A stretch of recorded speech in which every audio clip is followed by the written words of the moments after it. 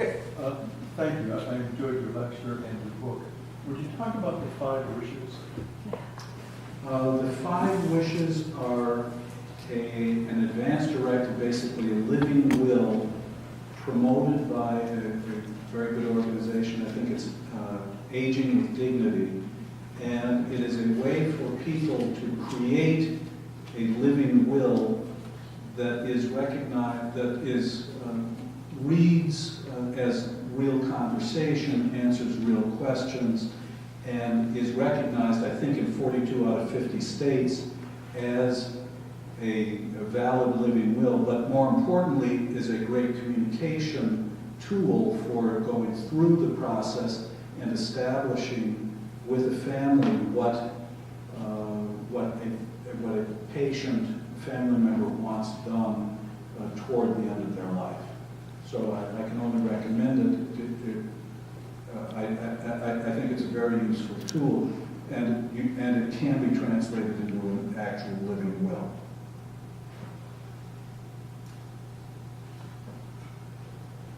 I'd like to go a step further. I'm 95, in very good health, but nobody will let me end it. My family's in agreement. What would you say? I don't want to go through all the illnesses that you have described. I'm sympathetic. I think the issue is a discussion here, perhaps, of medical aid in dying, although you might not qualify for that. Certainly that's not available in this state yet. Medical aid in dying is when one can receive a lethal dose of medication after being certified as terminally ill by 2 physicians, going through a waiting period, and also maintaining that they are legally competent and physically capable of self-administering the medication. I think it also is a problem. We do not have a separation of church and state. I mean, why can't I kill myself if I don't? I mean, some people think that would be a sin, but they have made it into law that I can't. That's a question that's beyond my scope of expertise, and but I appreciate it.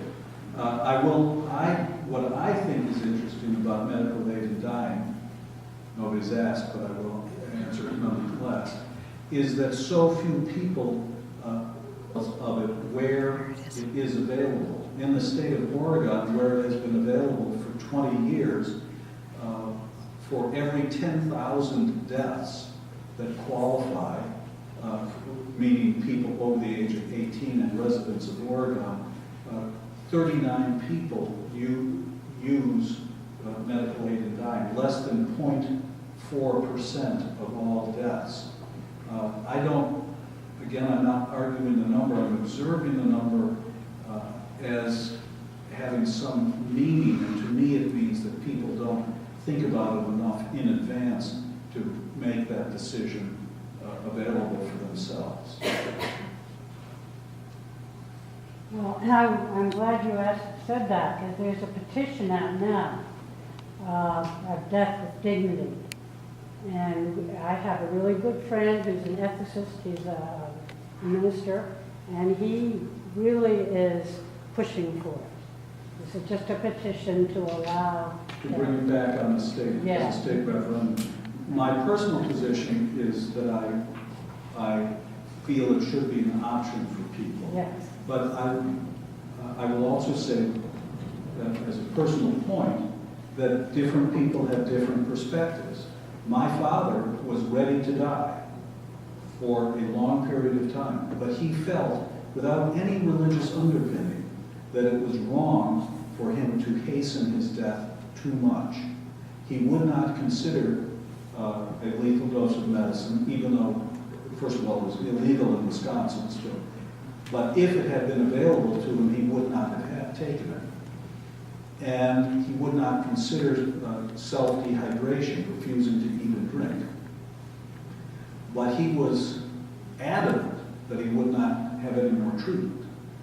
And for some, that's all that they can do. Ultimately, 4 months before he died, he was in the position of saying, "I've lived too long," and he discontinued all the medications that were he was taking to prolong his life, his blood pressure medicine, his potassium, his a variety of things. But my point is, everybody comes with a different perspective on every question as we move along, and the only way we can make progress is with our own families, with multiple conversations. Yes, having had a flu shot this year, I made the decision that I will not have one next year. And I've always heard that dying with pneumonia was a man's best friend. And I wondered how one proceeds through that in case you choose to do that. In a hospice setting, with palliative care and hospice experts around, declining antibiotics for pneumonia is generally, can be palliated and be a semi-comfortable way to pass away. My father, having just entered into hospice care in October of 2014, said that he insisted on a flu shot for 2015, the flu shot that November, a month later, because he didn't want to be miserable with the flu. Again, just a difference of perspective. The likelihood that he would get the flu at that point was nil. He went out less than once a month, and he wouldn't be exposed, and all the people who were caring for him had taken the flu shot because we told them to. And, but he wanted the flu shot, just a different perspective. I think it was the aneurysm you spoke of it being a grim death. And I'm wondering what hospice and palliative care do with pain management that can ease the grimness of a death like that for others. Well, Sam, could you repeat that the question was, or comment? with a ruptured aneurysm, which would be a grim and painful death, what can hospice and palliative care do? I can't speak for every hospice, nor every emergency room, but my personal perspective would be that he would get as much pain medicine as necessary to make him as comfortable as possible without actually putting him to sleep, or without actually stopping his respirations, I should have said.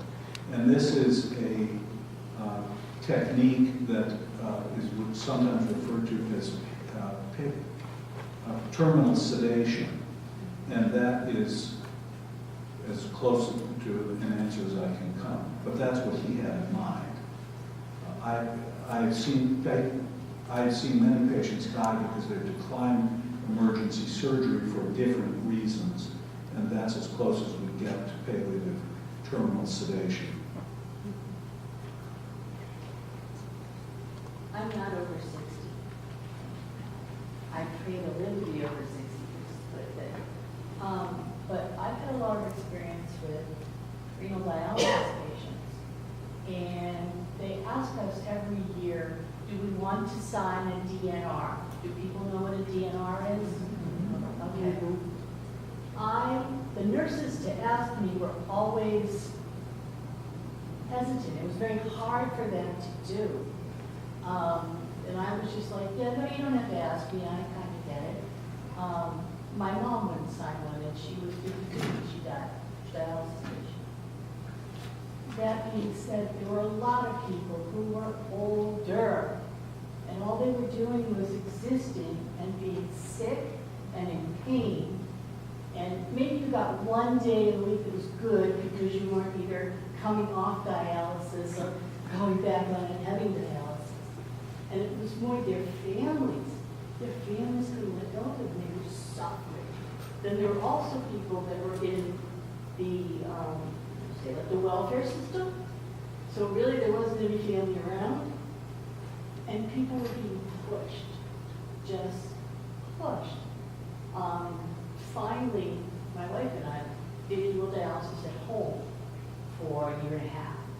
And they recommended that I do that because the amount of grimness in the room, for me, it really hurt me. It put me in a place where I didn't feel good, and there were things about me not feeling good, it wasn't me. When we did it at home, it was a great choice. When I got a kidney transplant, that was a better choice.